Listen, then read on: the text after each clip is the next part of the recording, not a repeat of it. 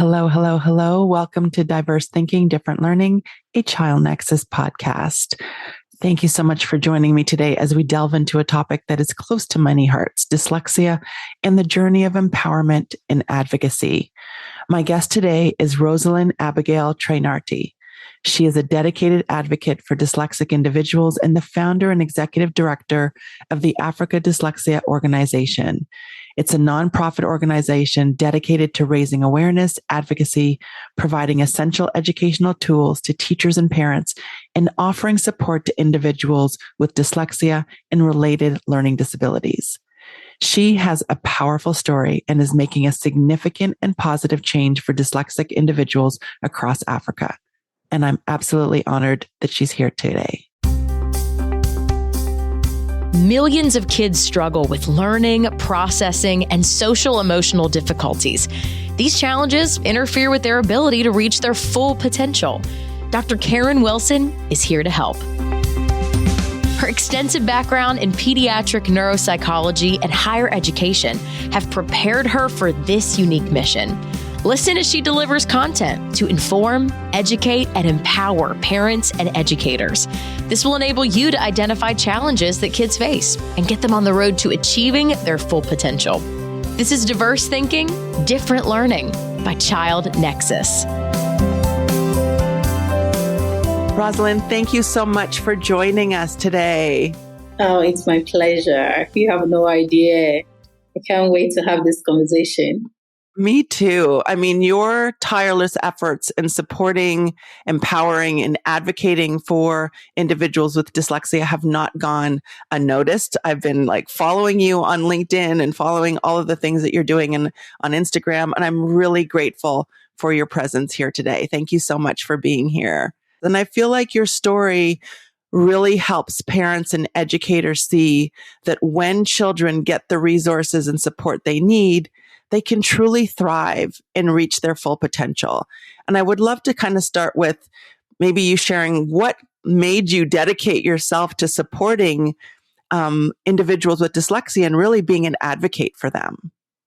Oh, thank you so much for the question. Whenever someone asks me what really got you to be on this journey, they get a bit emotional. It's not a bit, a lot of emotion comes with it, but I have always struggled as a person in my academics.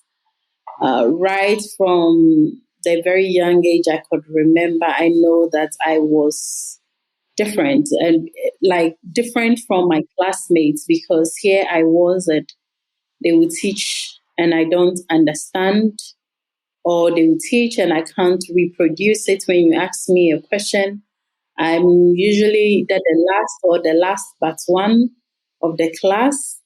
We do a lot of dictations in Ghana, and I would always get 0. And this continued throughout my teens. So up until the age of 17, where I started picking up words, the age before 17 was just me not knowing anything. I remember one time my father came to visit because I was living with my aunts, and he thought his daughter could read, and he gave me this newspaper, read. And I was staring at the newspaper and I couldn't read. And he was so surprised that I couldn't read. And I failed. So basically at the 17 in Ghana, you need to write a certain type of exams called BEC, Basic Education Certificate Examination. This is the qualification that can get you to go to high school. So if you don't pass very well in these exams, you don't get opportunity to go to high school. And I remember I was almost clocking 18 when I sat for these exams. But even before that, in Ghana, to write that exam, you should be 14, 15. But here I was 17, almost turning 18. I was still in junior high school. And so my parents were like, you have to just register, or you have to try and finish junior high school at least. And so they spoke to the school that, please, can you let our daughter finish this junior high school? And the school was like, well, we can, but unfortunately, we can't allow her to write the exams as part of her schoolmates in this school. Their reason was she's going to taint the result because the school is a high performing school. They get very good scores, so they were afraid if I am part of it, I'm going to spoil their reputation, and so they rejected me. I stayed in the school, but my parents took me to a nearby village, and I registered with a public school. And I vividly remember during the time of these exams, I could barely pronounce or read anything on the paper. I would say 70 or 80% of the things I didn't know what was it. And so it came out at the end, and I had failed poorly. And there was no way any high school will admit me in Ghana. And so I didn't go to that high school where all my friends were going to high school. I was still at home trying to navigate what I would do with my life. And so in that phase, the only choice that was presented to me is maybe go and learn a trade or maybe travel and be with my grandmother in another town.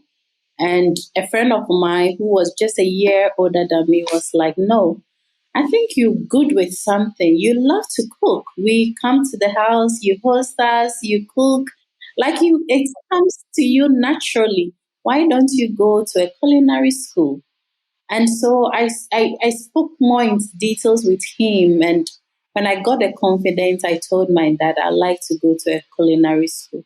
He, at the moment, was like, oh my goodness, are we going to waste another money for 3 years for you to go to school, and what will come out of you? But he said, I'm giving you one last chance. And so he gave me that one last chance by enrolling me into this culinary school, where immediately we got there, he already announced to the school that I'm a troublesome child. I am not good academically. And so they have to watch my movements in the school and just manage me for the next 3 years. To my dad, with me. And so I started the school with everybody have this mindset about me being troublesome child and not good academically. But little did they know that that was actually the turning point for me, was that school was where I needed. For the first time in my life, I was in an environment that I enjoyed learning. I was in an environment I woke up and very excited. I want to go to the classroom. I now understand why I was enjoying that school than I enjoyed in all the schools I had been to, because I'm a visual and a kinesthetic learner. And so I learned by doing, by seeing this combination. And so I started becoming very good in school. And at the end of the school, when my dad came for me, they called him and said, are you referring to this child of yours that she's awesome, she's not good academically and all that? And I said, yeah. Abigail, that's how she is. And said, look at her result. She's very good. I mean, she's super good with what she's doing. And so my dad was so shocked. And I was shocked as well because, Karen, that was the very first time, if I would remember, a school director had said something positive about me. It was always, I'm in trouble here fighting. I'm in trouble here doing this. She's lazy. She's not academically good. She's this, she's that. But this first time, a director said, I'm good. And when I heard those words that she's good, I decided for the rest of my life, anything I touch, wherever I go, everybody will like me and they would say, I'm good and I will make a difference. And so that was how my journey through school happened. And I finished 3 years and started working in the hospitality industry very early. But I always was like, I really want to go to a university. And so when Ghana, when you're at mature student age from 25, you can write for mature student entrance exams. And if you pass, you go to the university. And so when I got to that age, I started studying for 2 years and I wrote the exams. I passed and went to the university.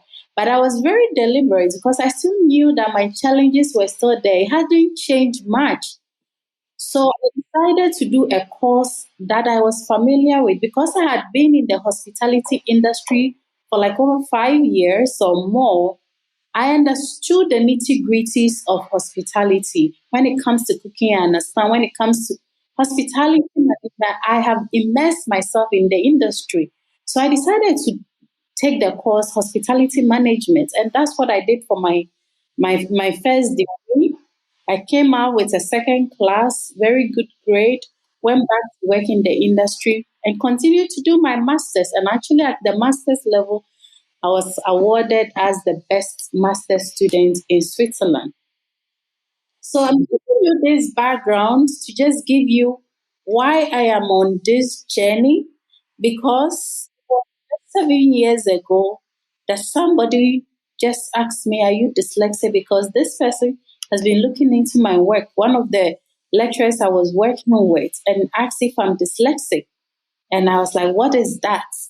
And so he handed me the International Dyslexia Association website and asked me to go and read more about it. And there's a screener on the website, and I ticked. There was no question I didn't take because everything was describing me. And so after that, I asked with this person, and he said, "I think you are dyslexic. You should have a formal assessment."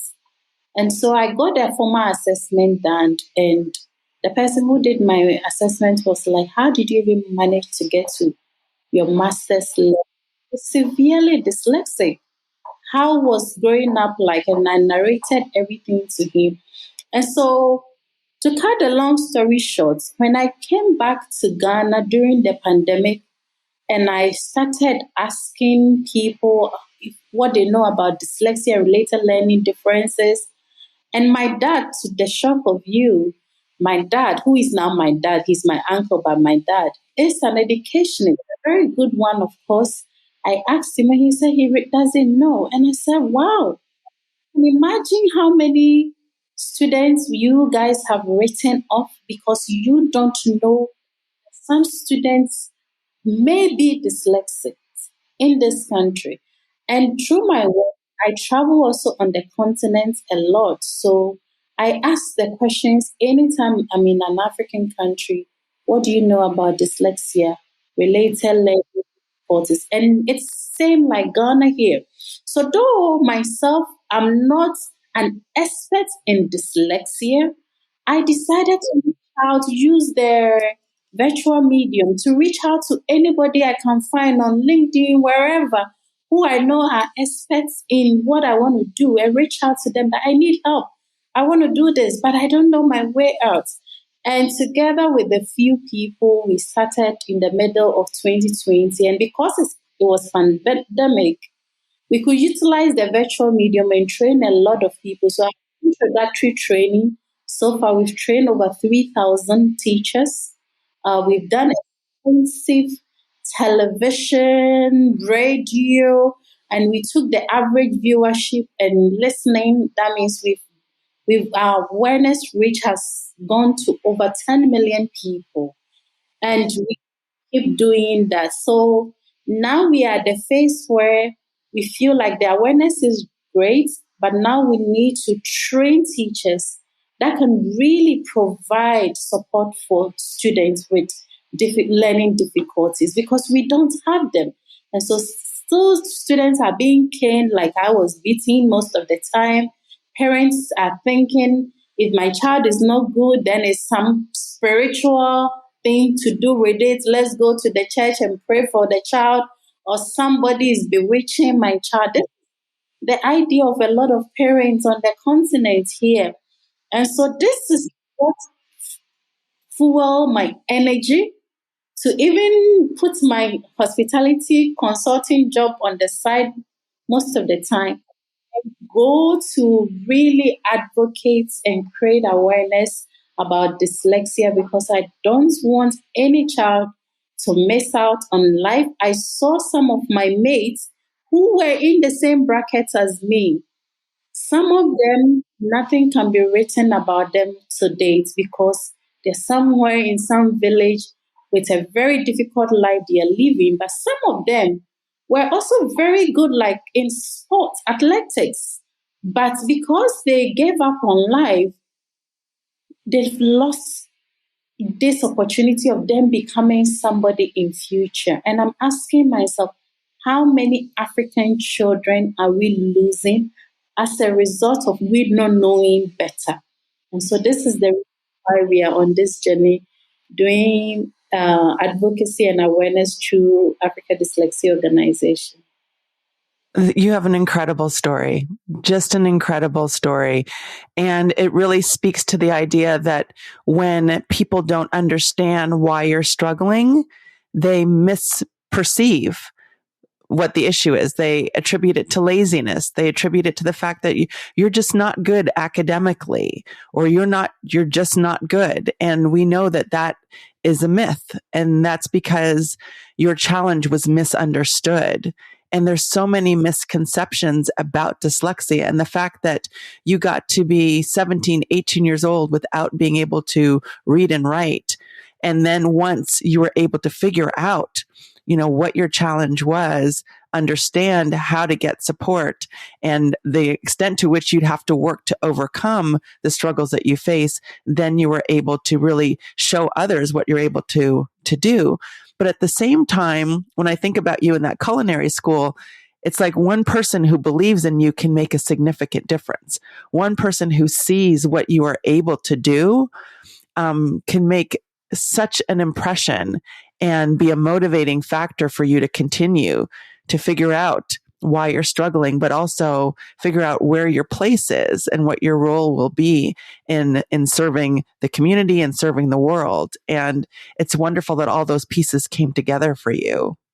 Yes, you're so right. I'm so grateful for those people because I'm no different from all my other mates who are, some of them you ask about them, oh, this person, she's in a village, she has like 6 kids, she has a difficult living, even buying food. And I'm like, this shouldn't be the life of them. I was just lucky. I don't know if that's the word to use, but we have to stop this because there's so many that we will lose if we don't do something about it, to spread awareness, to provide teaching resources for teachers to be able to help our kids and to even believe in them, to let them know that you are wealthy. Yes. Right. And we know that dyslexia is not a myth. And what we have to do is to ensure that people recognize dyslexia as a genuine challenge. And it sounds like what you have been doing, what your organization has been doing, is taking steps to prevent the wasting of valuable talents among dyslexic individuals. I mean, if someone chooses a particular career because that's what they want to do, then that is fine. But if they are in a career or doing something because they don't believe that they can do anything else, then that's a completely different story. And that's what it sounds like you're getting at. Yes, absolutely. So teacher training is at the hallmark of what we're doing. The awareness piece and the advocacy piece, we're looking at it at the top level, like the Ministries of Education, when it comes to, so in my country, at least I use Ghana as an example, when it comes to inclusion is physical challenges and not any hidden challenges. And so it's so clear in our inclusive education policy where we talk about somebody with blindness, deafness, also visual impaired, deafness, or somebody who is having a challenge and is a wheelchair bound, then we acknowledge it, but not dyslexia, not a child struggling with dyscalculia or dyspraxia. And so one of the work we do is to engage ministries of education and really bring to light why it is important that we need to pay attention. Because if it says 1 in 5 is likely dyslexic, that means every classroom you enter, they are there. But you cannot tell me that you will enter every classroom and you meet a child with visual impairments there. You can't, but you find a dyslexic in every classroom from the very low level and to even a PhD level. There could be a dyslexic person. So why aren't we putting in strategies and measures to address these issues? And then if you look at the talent pool of dyslexics who are changing the world with innovative ideas and solutions to solve problems, you ask yourself, how many people are Africans? How many people are Black people? This is where the conversation has to start. And for us to immediately put actions in place to help our kids. Absolutely. I mean, you're talking about inclusive education and expanding it to include, neurodivergent individuals, right? Because oftentimes we don't think about them in the conversation. And we need to create more inclusive environments in schools, in communities to ensure that children with dyslexia, children who learn and think differently have equal opportunities to learn and thrive. And I think, you're promoting awareness. We're promoting understanding of dyslexia. And what you are doing is you are promoting and advocating for individuals with dyslexia on a global scale, which is really significant. Are there challenges and successes that you've encountered in raising this awareness for dyslexia support in Africa and beyond? Oh, the support. When we said the work, our journey, it was so hard. I approached first two organizations that I needed support to do this work. And they were like, one organization said, aren't you making excuses for lazy kids? And that really took me off. And then one was just like, we don't understand what you're doing. We don't think this is something viable. So since 2020, I decided, no, I don't need, it's not like I don't need funding. I needed the funding, but I didn't want to put myself out there to get these messages. Because as a dyslexic too, I've heard so much hateful words that any no in this present life become a challenge to me. Then I feel like I failed again. And so I decided that the past 3.5 years, I'll put my finances plus my friends and anybody who is good to come on board to do this work and to create that story and impact. Then we can use that to go and stand on and speak for. So now we have done that for the past 3.5 years. I mean, over 3,000 teachers plus our awareness reach and everything. This is the time that we're going out there to seek for corporate and individuals support to the work that we do. Another challenge that we face that for me breaks my heart is when parents don't think this is solvable, that my child can get out of this. I mean, a dyslexic, you're going to be dyslexic. That's what makes who you are. But they don't believe that it is possible. And when they think like this is something spiritual, it breaks my heart, because when the moment they try to shy away due to stigmatization, because the moment they are thinking it's spiritual, then stigmatization becomes a barrier. So then they don't want to accept for their children to even get the best support that they need. And this, it doesn't mean even about the education level of the person. I have met somebody who has like a master's degree and is in a very high public position whose child is dyslexic. And I'm almost calling every week, like, when are we getting your child for the intervention? Can we come for the child? And will read my message and still not say anything because he doesn't want to be labeled with dyslexia. So this is a huge challenge, the understanding of dyslexia and related learning difficulties on the continent is one big one that we really need to find a way of how to overcome it. The other thing also is reaching out to ministries in Africa. It is so difficult, but I think the answer is, if I'm facing difficulties with Ghana, It is the same because you write to a ministry of education in another country. What are you talking about? Nobody really understands.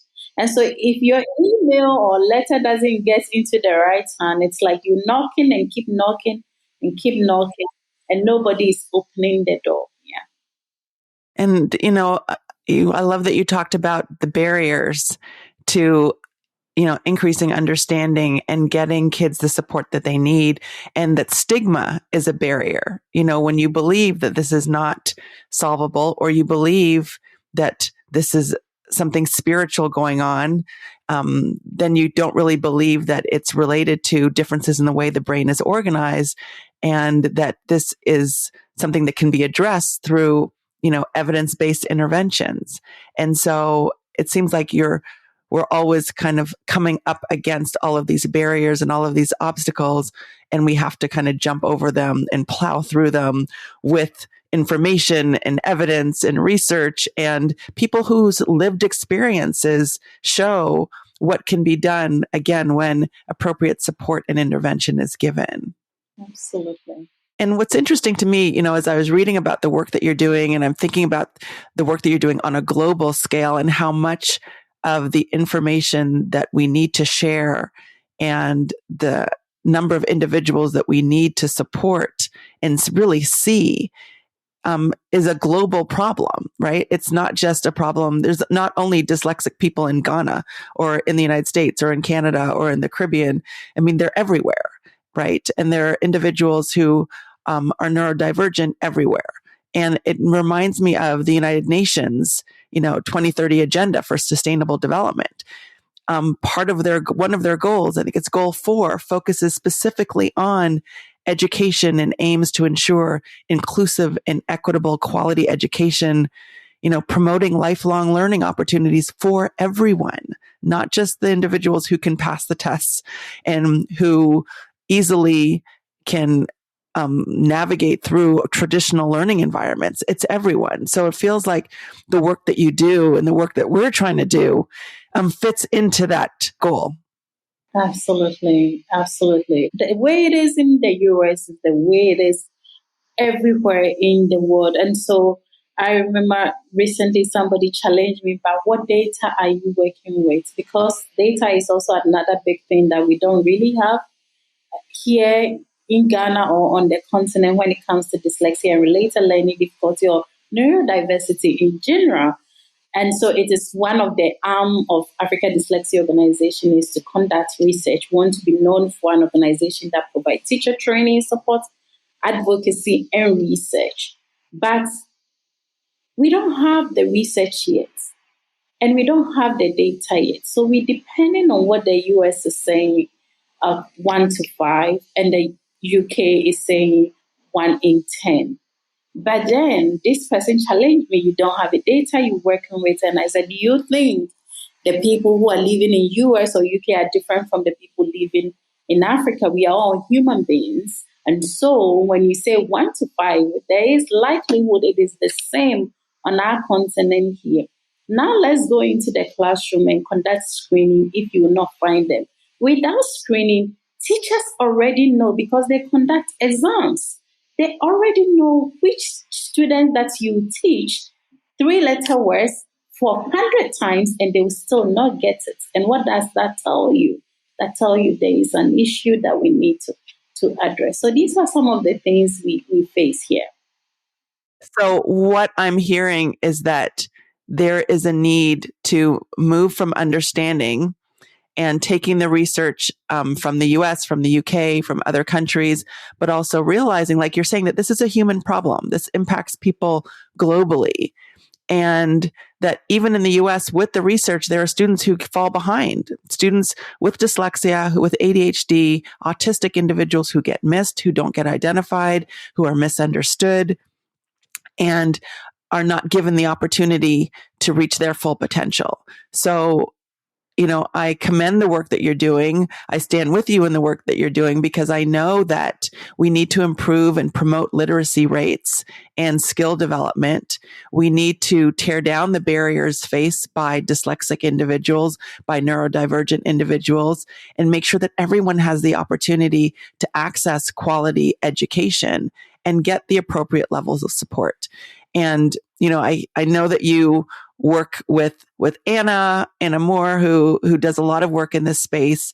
And we're trying to do a lot of the things that you are doing beautifully, and just raising awareness, understanding, and connecting families with appropriate support for their kiddos. And collaboration is key, which is why I love that we're having this conversation, because we can't address the complex issues like dyslexia in the world alone. We need parents, we need educators, we need policymakers, we need organizations working together to effectively ensure that dyslexic individuals, neurodivergent individuals receive the support and opportunities that they deserve. And it sounds like that's exactly what you're doing and working toward. Yes. I'm so happy to connect with you because, like I said before, I am not anywhere near an expert. I'm not an expert of dyslexia or neurodiversity. I am a person who is dyslexic.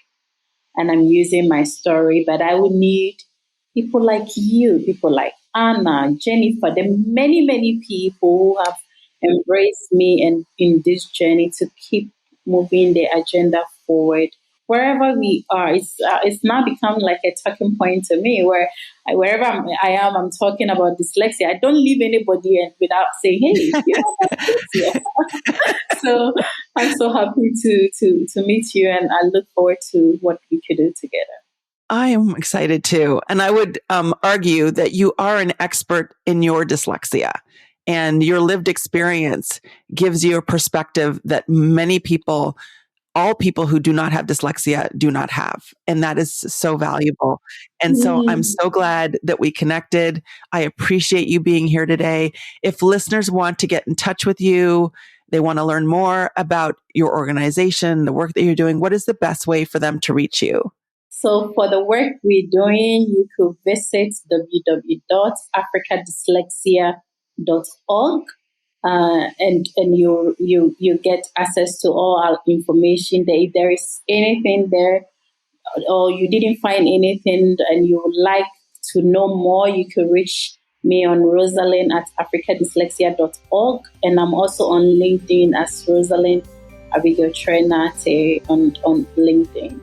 And you can get to interact with me.